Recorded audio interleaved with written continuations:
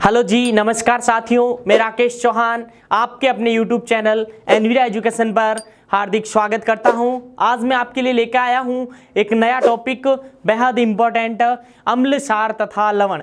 इससे पहले हमने दो टॉपिक कंप्लीट किए थे, भौतिक परिवर्तन तथा रासायनिक परिवर्तन, और एक पढ़ा था परमाणु तथा उनके सिद्धांत। भौतिक तथा रासायनिक परिवर्तन में हमने रासायनिक अभिक्रियाओं को भी पढ़ा था, जो पटवारी की दृष्टि से बेहद इंपॉर्टेंट है। और ये जो हम पढ़ेंगे आज, अम्ल, क्षार तथा लवण, यानी एसिड, बेस एंड साल्ट, जो आने वाले राजस्थान पुलिस, पटवार और सभी प्रकार की प्रतियोगिता परीक्षाओं के लिए बेहद इंपॉर्टेंट है। यानी यहाँ से एक या दो क्वेश्चन 100% पुटअप होते हैं। तो आज हम स्टार्ट कर रहे हैं अम्ल, क्षार तथा लवण। यानी हम पढ़ रहे हैं दैनिक विज्ञान, यानी अम्लों का उपयोग भी हमारे दैनिक जीवन में होता है। जैसे घरों में नींबू देखा होगा, उसमें कौन सा अम्ल होता है, टमाटर में कौन सा अम्ल होता है, अगर हमारे कपड़ों पर धब्बा लग जाए तो उनको हटाने के लिए कौन से अम्ल का उपयोग करते हैं। यानी दैनिक विज्ञान में हम वे सभी पढ़ेंगे जो हमारे दैनिक विज्ञान में उपयोग होने वाले पदार्थों को पढ़ेंगे। यही कहलाती है दैनिक विज्ञान। तो आज मैं स्टार्ट कर रहा हूँ अम्ल। आपने नाम तो सुना होगा अम्ल। क्या होता है अम्ल? पहले तो अम्ल को अंग्रेजी में क्या कहते हैं, क्योंकि पूछा गया क्वेश्चन है परमाणु को अंग्रेजी में क्या कहते हैं, एटम्स, यानी ठीक उसी प्रकार पूछा जा सकता है अम्ल को अंग्रेजी में क्या कहते हैं। यानी बेहद आसान क्वेश्चन पूछे जाते हैं, लेकिन हम अक्सर गलत करके आ जाते हैं। इसीलिए आप हमारे साथ जुड़े, जिससे कुछ आप नया कर पाओ। अम्ल क्या होता है कि अम्ल को अंग्रेजी में बोला जाता है एसिड। क्या कहा जाता है? एसिड। ये एक लैटिन शब्द है, लैटिन भाषा का शब्द है। लैटिन शब्द, ये लैटिन शब्द किससे बना है? लैटिन शब्द एसिडस से बना है। किससे बना है साथियों? एसिडस। अब आपको पूछा जाए एसिडस का अर्थ क्या होता है, तो आपको बताना है स्वाद। स्वाद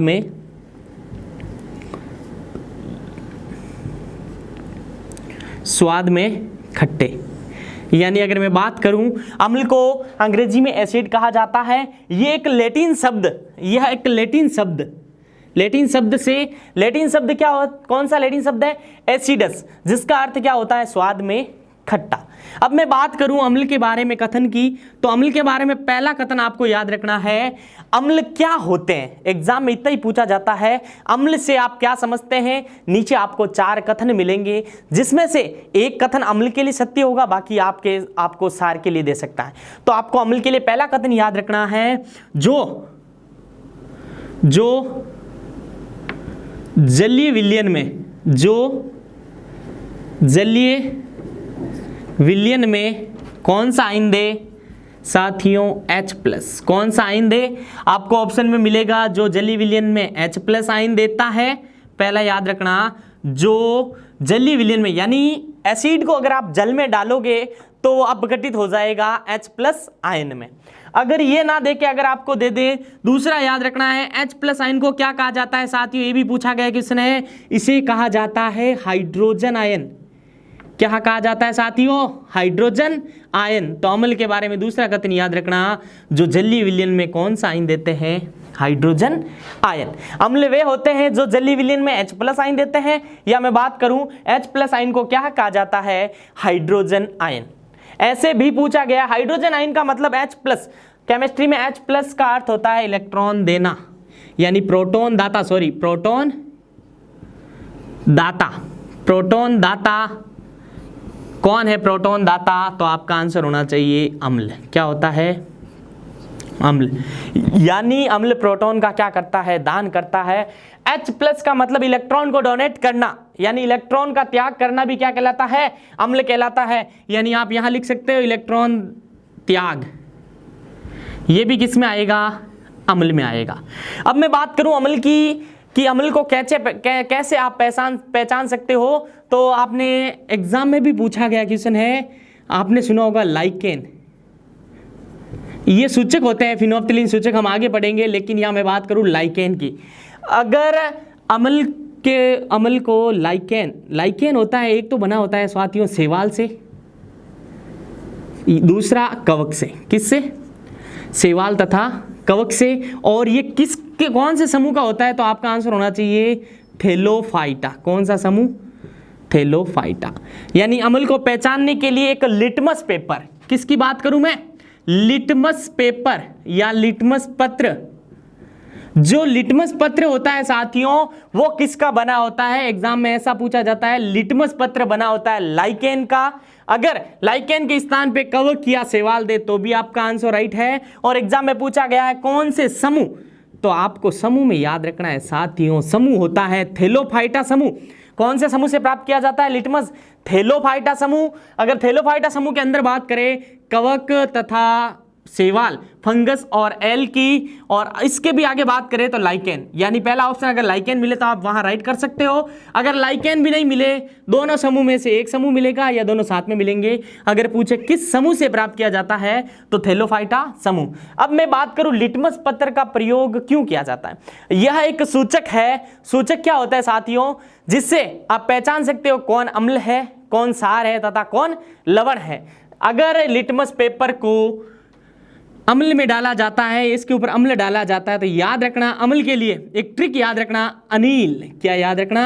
अनील। साथियों क्या याद रखना? अम्ल के लिए अनील। यहां पे ये नी का मतलब होता है नीले लिटमस पत्र को। किसको साथियों? नीले लिटमस पत्र को किसमें चेंज कर देता है? लाल लिटमस पेपर में। किसमें चेंज कर देता है? लाल लिटमस पत्र में चेंज कर देता है। कौन? अम्ल। तो अम्ल के बारे में हमने सामान्य जानकारी पढ़ी कि अम्ल जो अंग्रेजी में एसिड, ये एक लैटिन शब्द एसिडस जिसका अर्थ होता है स्वाद में खट्टा। तो पहला याद रखना अम्ल एसिडस शब्द से बना है जिसका अर्थ होता है स्वाद में खट्टा। दूसरा पॉइंट याद रखना, जो जलीय विलयन में कौन सा आयन देते हैं? H+ ion. दूसरा कथन अम्ल के बारे में, क्योंकि कॉम्पिटिटिव दिनों दिन हाई होता जा रहा है, आपको इतने इजी क्वेश्चन नहीं पूछे जाएंगे, कथन के रूप में पूछा जाएगा। आप पेपर उठा के देखना, पिछले वाले एग्जामों के पेपर उठा के देखना, जैसे जैसे स्टैंडर्ड बढ़ रहा है वैसे वैसे लेवल बढ़ रहा है कॉम्पिटिटिव एग्जाम का। क्वेश्चन वही है, उनको कथन के रूप में घुमा के पूछ लिया जाता है। अगर आप थ्योरी सही से पढ़ के जाओगे तो आप कहीं नहीं अटकोगे। यानी पहला यहां से क्वेश्चन बनता है एसिडस का अर्थ होता है स्वाद में खट्टा, तो अम्ल के बारे में पहला ही क्वेश्चन बनता है अम्ल स्वाद में खट्टे होते हैं कथन के रूप में। दूसरा, ये जलीय विलयन में कौन सा आयन देते हैं साथियों? तो जलीय विलयन में H+ आयन देते हैं। कौन सा आयन देते हैं? H+ आयन देते हैं। तीसरी में बात करूं, H+ आयन को क्या कहा जाता है? Hydrogen ion. क्या कहा जाता है? हाइड्रोजन आयन कहा जाता है। या तीसरा पूछ लिया जाए, अम्ल जो प्रोटॉन दाता है, यानी प्रोटॉन का त्याग करने वाला क्या कहलाता है? अम्ल कहलाता है। आगे हम पढ़ेंगे पूरी थ्योरी इसकी। चौथा और इंपॉर्टेंट पॉइंट, अम्ल लिटमस पत्र यानी नीले लिटमस पत्र को किसमें कन्वर्ट कर देता साथियों? लाल लिटमस पत्र में। अब क्वेश्चन पूछा जाता है ये लिटमस पत्र किसका बना होता है? लिचेन। ऑप्शन में लिचेन भी आ सकता है, लाइकेन को अंग्रेजी में लिचेन। लाइकेन जो शैवाल तथा कवक से बना होता है, ये एक समूह होता है थैलोफाइटा समूह, वहां से प्राप्त किया जाता है। अब एक अम्ल के बारे में बेहद इंपॉर्टेंट बात है, पीएच। हम आगे पढ़ेंगे पीएच स्केल। अम्ल के लिए पीएच का मान ये याद रखना बेहद इंपॉर्टेंट है, पीएच का मान 7 से कम। लेकिन सभी साथी, सभी स्टूडेंट ये याद करके चले जाते हैं कि अम्ल के लिए पीएच मान किससे कम होता है?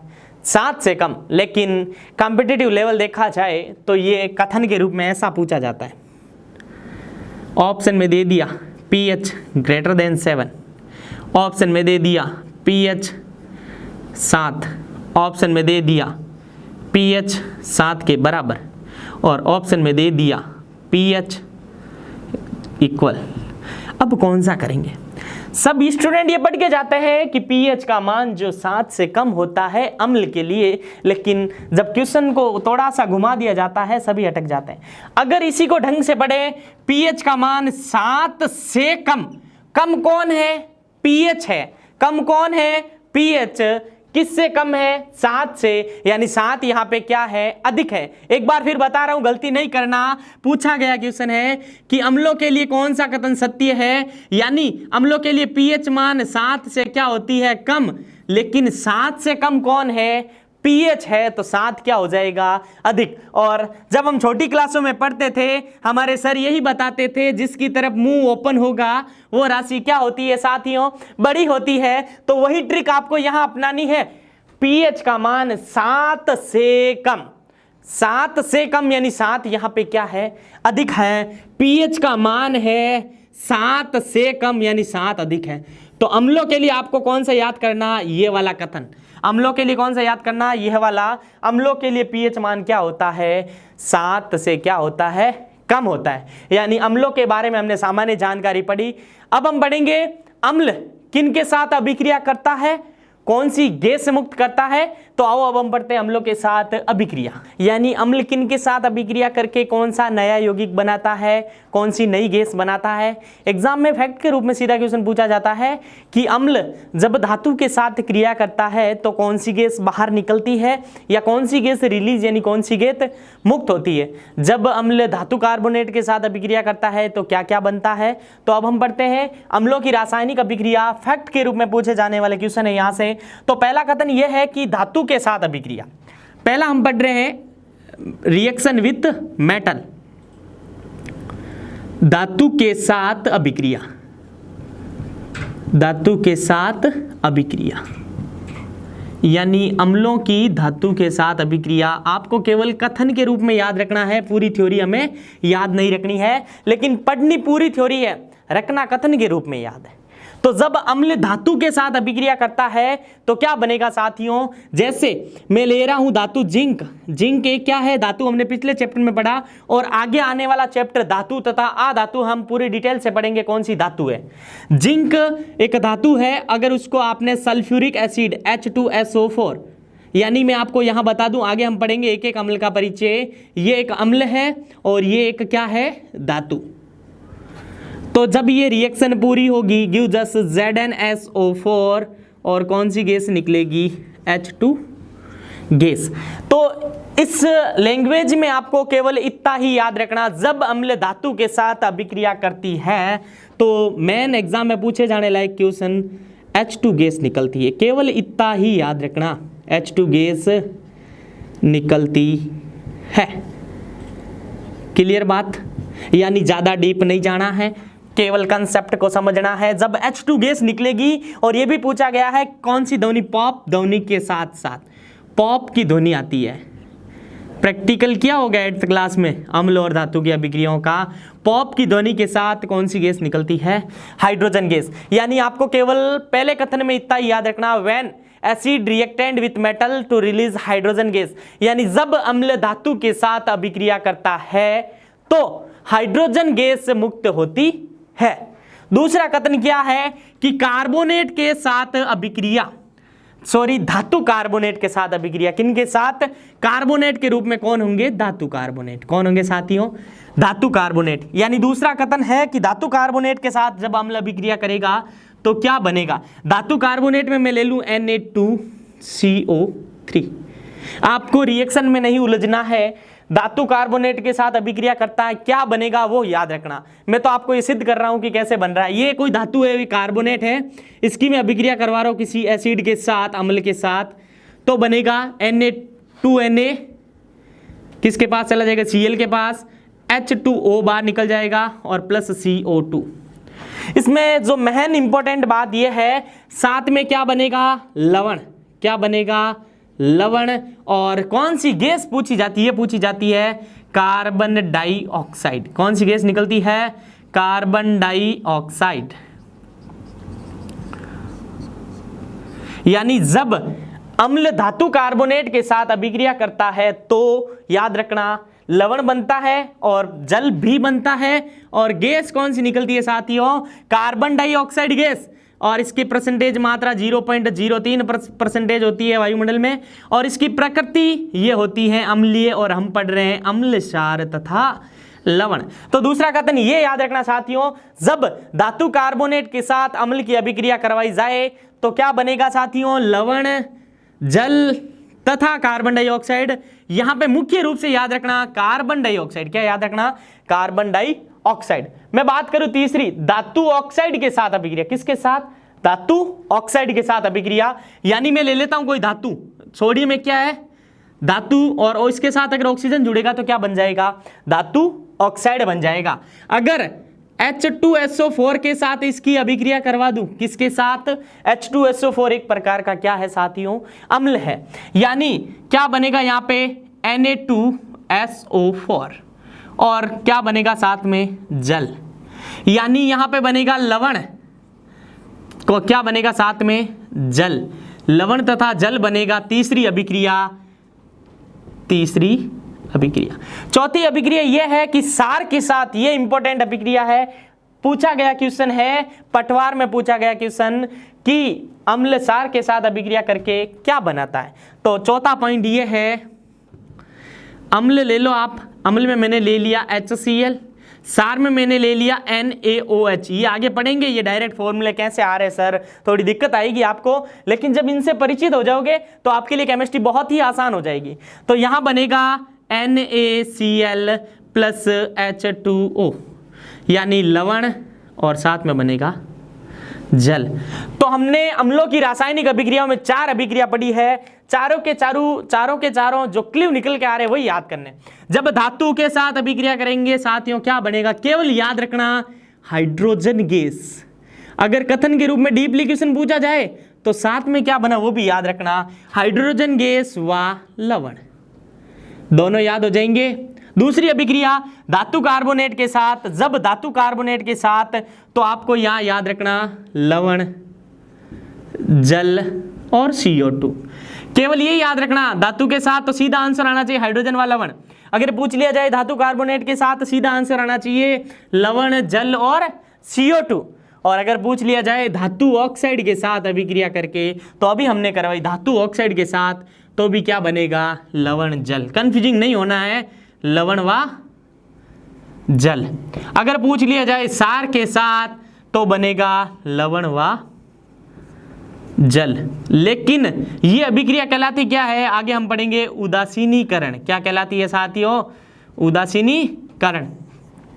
तो अम्लों के साथ अभिक्रिया में आपको केवल 4 पॉइंट याद रखने हैं, चारों के चारों फैक्ट के रूप में। अब हम पढ़ेंगे कौन से अम्ल है जो हमारे दैनिक जीवन में उपयोगी होते हैं, उनके उदाहरण। अभी हमने अम्लों का सामान्य परिचय पढ़ लिया था, अम्लों की रासायनिक अभिक्रिया पढ़ ली थी। अब दैनिक जीवन में अम्लों के उपयोग, मैं चाहता हूं कि आप इसका स्क्रीनशॉट ले, यहां से एक क्वेश्चन पुटअप होना 100% चांसेस बनते हैं, तो आप एक स्क्रीनशॉट ले लीजिए जल्दी से। अब मैं आगे बात करता हूं कि हमारे दैनिक जीवन में उपयोगी होने वाले पदार्थ, खाने वाले पदार्थ, उन सब में अम्ल पाया जाता है। तो एग्जाम में सीधा क्वेश्चन पूछ लिया जाता है कि अंगूर में कौन सा अम्ल पाया जाता है, तो आपका आंसर होना चाहिए अंगूर में पाया जाता है टार्ट्रिक अम्ल। इसी के साथ आपको याद रखना है इमली में भी कौन सा अम्ल पाया जाता है, टार्ट्रिक अम्ल। फैक्ट के रूप में याद रखना, अंगूर आते ही बहुत ही खट्टे होते हैं, टर टर टर टर ऐसी आवाज आती, खाते ही ऐसे करते हैं ना टर। तो इमली भी बहुत खट्टी होती है, अंगूर भी बहुत खट्टे होते हैं, तो टार्ट्रिक अम्ल। मैं बात करूं टमाटर की, टमाटर में पाया जाता है एस्कार्बिक अम्ल, जिसे विटामिन सी कहा जाता है। साथ ही याद रखना थोड़ा, विटामिन सी। मैं बात करूं नींबू तथा नारंगी, नींबू तथा नारंगी साइट्रिक अम्ल। नींबू और नारंगी सही समय पे उपयोग में लेने चाहिए। नींबू और नारंगी साइट्रिक, सही समय पे, गर्मी में जब मेरे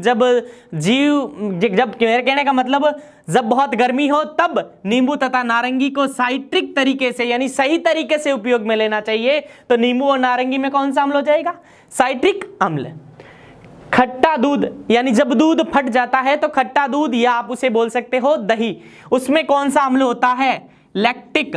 दही को लेना चाहिए, छाछ को लेना चाहिए, दूध दही को लेना चाहिए, यानी लैक्टिक अम्ल। कौन सा अम्ल, लैक्टिक अम्ल।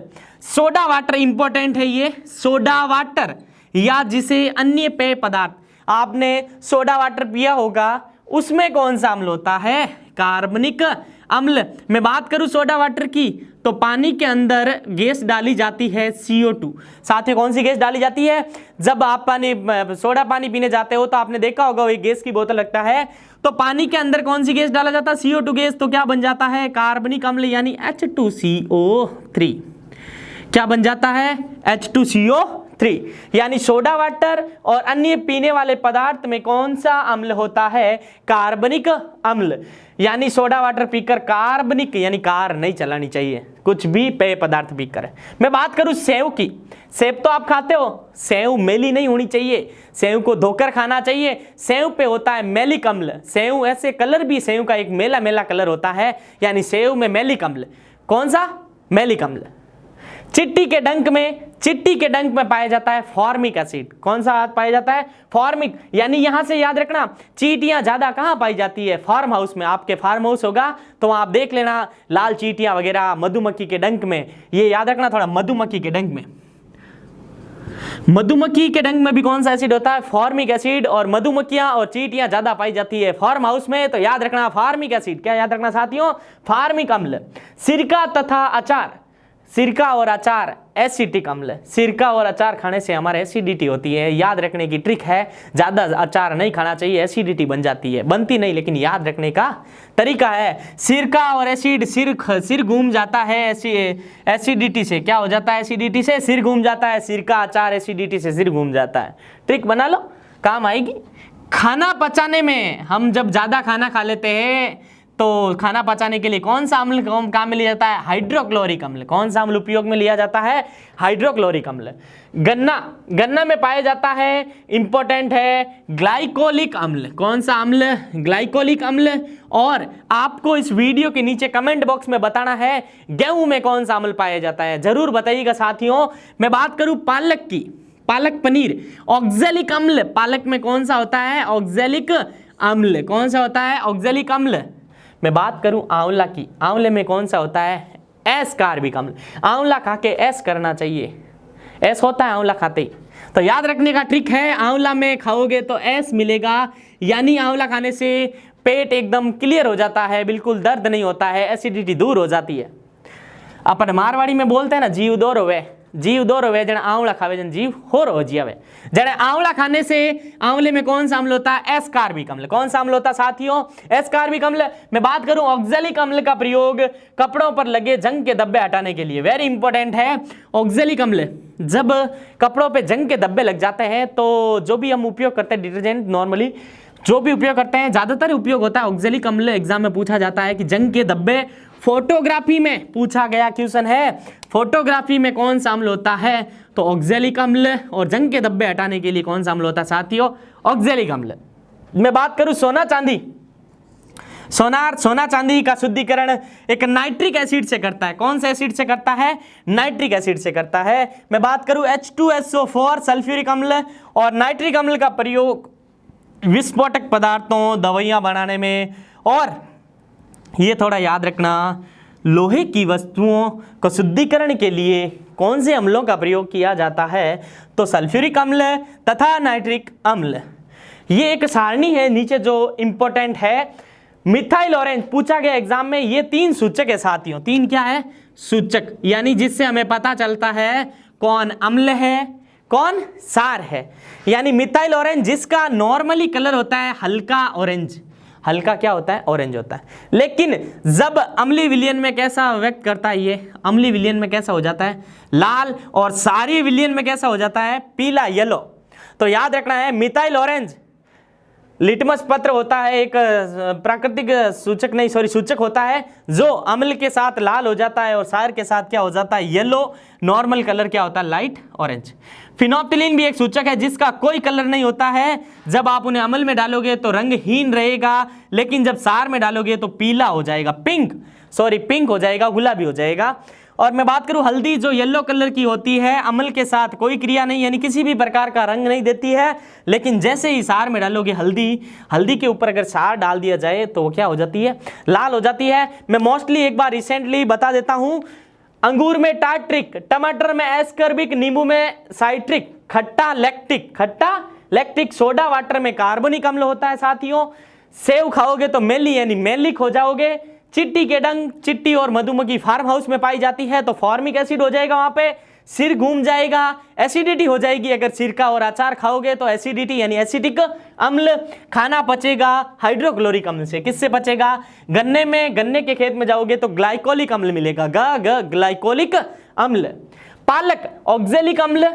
आंवला खा के एस करो, ट्रिक याद रखनी, हमें तो याद करना है एग्जाम में। आंवले में पाया जाता है एस्कर्बिक अम्ल।